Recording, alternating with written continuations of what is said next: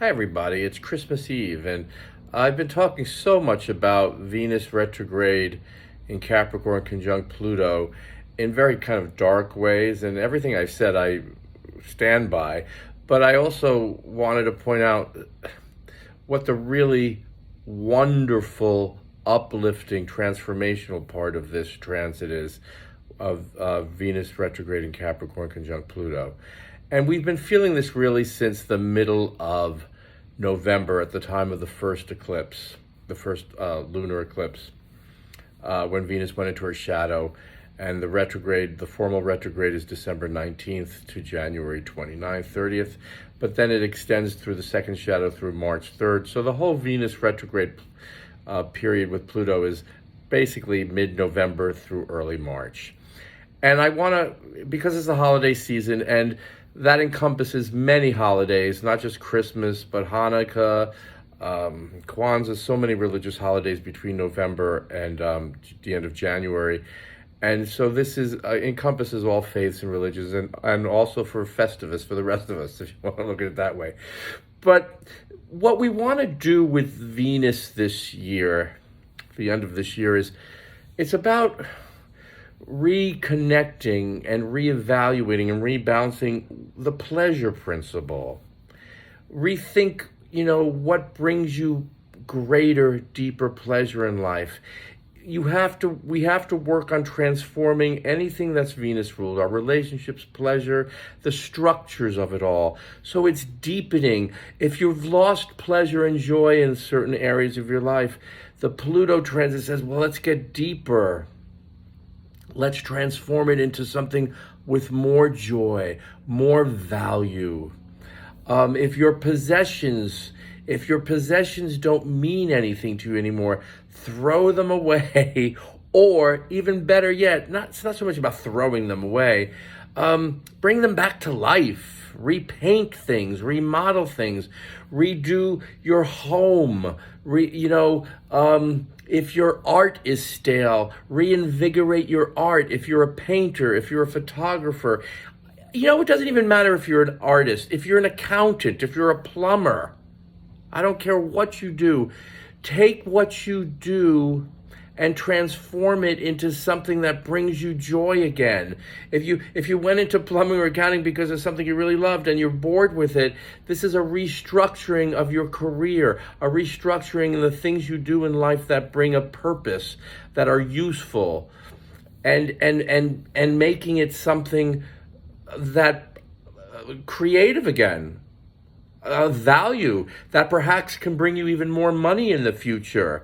If you're stale in any area of your life, this Pluto transit with Venus says, let's go to hell, let's kill off that which isn't working, and let's bring something more powerful into play. You might have to go take more classes. You might have to go back and learn something new, because there's a great power here to take your talents and make it into something more powerful so that you can make more money and be more bountiful and be more productive in the beginning of the new year as February and March come along and Venus moves forward and passes Pluto from her third crossing. So there's something really lovely about that. It's a very psychological thing. It's bringing more power into your life, deepening your love for that which you're committed to, deepening your love for the things you cherish, the people you cherish, the career you cherish, the pleasure you cherish, the possessions you cherish. It's psychologically opening yourself up to trust more. Those that are nearest and dearest to you. Take an accounting of what's worth staying in your life, but maybe changing the form of it.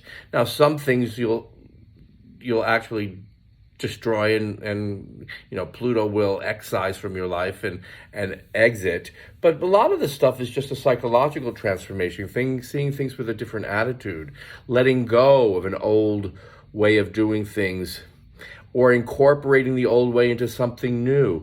And part of that is the Saturn square Uranus too. That's all part of this. Unblock. Pluto wants you to go to the past to unblock it. What's the subtext behind the outer appearance? You know, Venus rules your appearance. From the Libra point of view, Libra rules appearances, but from the Taurus, it's the substance. How do you want to change the appearance of something to reveal, unveil the substance that lies beneath, the substance that's been hidden that backs up the appearance, the depth of it? That's the difference between Taurus and Libra. Taurus is the substance and the talent beneath the surface, and Libra is all about how it appears.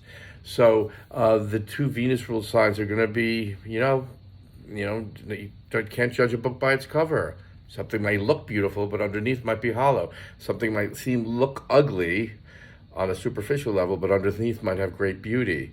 So you want to bring the beauty out from beneath and show it into the surface here. It's a very beautiful imagery. It can be a very beautiful Venus retrograde. So I don't want to just harp on the negative here. Again, you see a lot of very famous people die during eclipses, and also on a Venus retrograde in Capricorn conjunct Pluto. And we've seen two women die recently. Joan Didion died, a great author of the late 20th century, early 21st century. So it's a woman of great stature, Capricorn, dying, who's contributed a lot, and to take the journey from that Pluto demands, the journey of transformational journey into the dark to transform into the light. And so we celebrate somebody who's been very noteworthy in her career, achieved the Capricorn, stature, status, recognition. And then also we lost Sally Ann Howes. A lot of people might not know Sally Ann Howes. I wouldn't call Sally Ann Howes this revolutionary woman in the theater, but Sally Ann Howes had a career like, she was like a secondary Julie Andrews, and she had a big hit in the movie Chitty Chitty Bang Bang. The reason I bring up her, the symbolism is very interesting here. She was a very Venusian figure. She was a singer, had a beautiful voice, made a few movies, did a lot of Broadway, had a very long career in theater. And the Venus part of her most famous character in Chitty Chitty Bang Bang was named Truly Scrumptious, and that's how Venus in Capricorn can that be, truly scrumptious. And so she passed away. I hope you all celebrate a beautiful holiday season with whomever you choose to stay, and with whomever you are this Christmas or holiday season, or however you're spending this time of year. Deepen your commitment to those you love. Tell them you love them. Deepen your trust and love and passion for where you are in life, your situation in life, who you're with. And if you're unhappy with that, then face your fears and transform it and do something to change it. But demonstrate love. We all need it right now. Happy holidays.